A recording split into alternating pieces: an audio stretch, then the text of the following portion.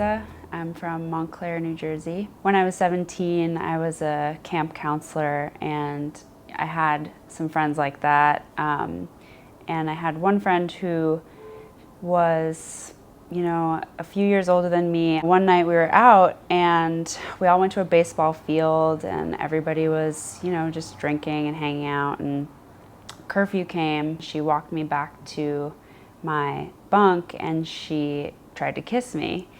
And I was completely shocked. Later she had said, you were giving me all these signs, you were flirting with me and being touchy, but I really had no idea I was doing any of that. I just wanted to impress this cool older girl. But I thought about it and I was like, well, I've kissed boys, but I've never kissed a girl, so might as well try it. For the last couple weeks of the summer, we were hooking up in secret. After camp ended, she stayed in the US for a couple weeks, and part of that time she stayed with me. So we started dating, we were using the word girlfriend, but I talked to her about feeling really confused and unsure about what that meant for me, and I needed to take the time and have the opportunity to learn more about myself and be with other people. She was really upset. She took it really personally, and so I felt really guilty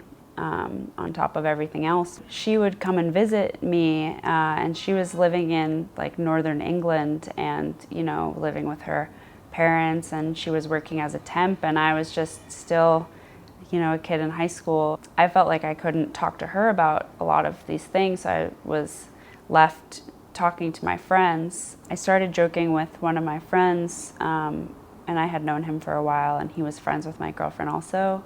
And I would joke with him about all of us hooking up, basically saying, oh, it would solve all of our problems because I would get to hook up with a guy and it wouldn't really be cheating. She lived in England, and he and I lived pretty far apart. But a few months after that, he was visiting at the same time that she was visiting. We were hanging out on vacation by the pool, and I suggested to her, why don't we invite him to join? She was like, no, I don't want to do that. How could you suggest something like that? We had a lot of friends around us, so she couldn't really, make a scene. So we all just kind of let it pass and started drinking. A few hours later, she was flirting with him and, splashing in the pool and being touchy. Then I got upset because I felt like she was doing it on purpose to prove a point, trying to show me, this is what you wanted, and kind of doesn't that suck? And so I, huffed off into the house at one point and came back, and they were making out. They didn't see me, and I just kind of took off for a little while. When I came back into the house, they were making out in a bed, and I confronted her. She kind of followed me into the next room. I heard her slurring, and I was like, we're not gonna, solve any of this when everyone is so drunk. We just need to go to sleep. We went upstairs, but there were a lot of people in the house and all of the beds were full. He was still in the bed where we were supposed to sleep, and there was nowhere else for him to go. So, we went back upstairs, and she kept saying, I'm so sorry. Let me show you how sorry I am. And he was right there. And so I just felt obligated because she had already started, with him. And I said, let's just go to sleep. But she was being really affectionate and rubbing my back and getting really, really close to me, and just kept saying again, let me show you how sorry I am. And I said no 7, 8, 9 times. And, after the 10th time, I was just kind of maybe the fastest way is to just go through it instead of avoid it. 30 or 45 minutes later, I left and went into the bathroom, and it was probably 4 o'clock in the morning at this point. And she came in and she was like, "Oh, are you okay?" And I was like, "No, of course I'm not okay." And then again, she was like crying and apologizing. Finally, we just went to sleep, and the next morning, she didn't really remember what had happened.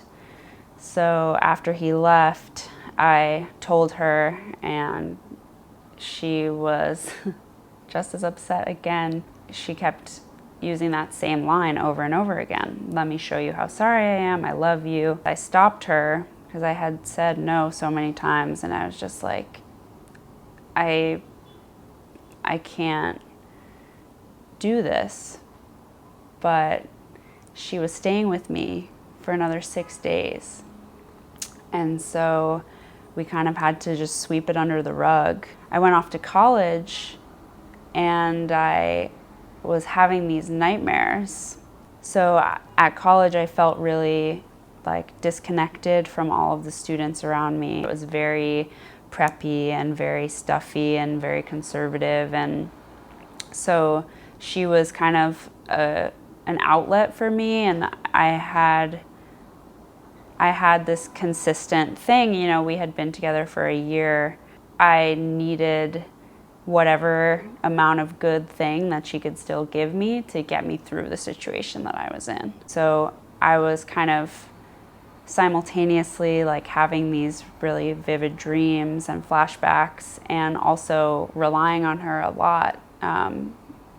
And we ended up staying together for that whole year. My sophomore year, I ended up transferring schools, and I was at a liberal arts college, and I almost immediately felt like I could kind of stand up on my own 2 feet. As soon as I felt happy, things deteriorated really quickly with my girlfriend.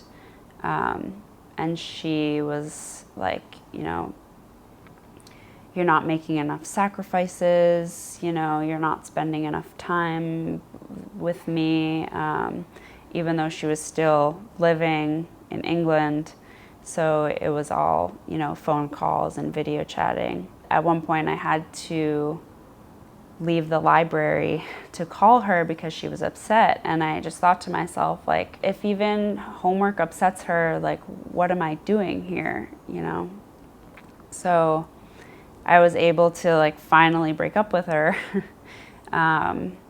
And it stuck. When I describe it to people, the few times that I have described it, I call it like coercive assault. When consent is given after 10 or 15, you know, declinations, it doesn't count. This was a couple years before sexual assault had kind of come into the national conversation. And so, and I also never really thought about sexual violence as something that could be perpetrated by a woman. So it took me a really long time to figure out that it had been really violating. And that was why I had nightmares for so long. Luckily, by the time that switch kind of flipped for me and I realized what had happened, I was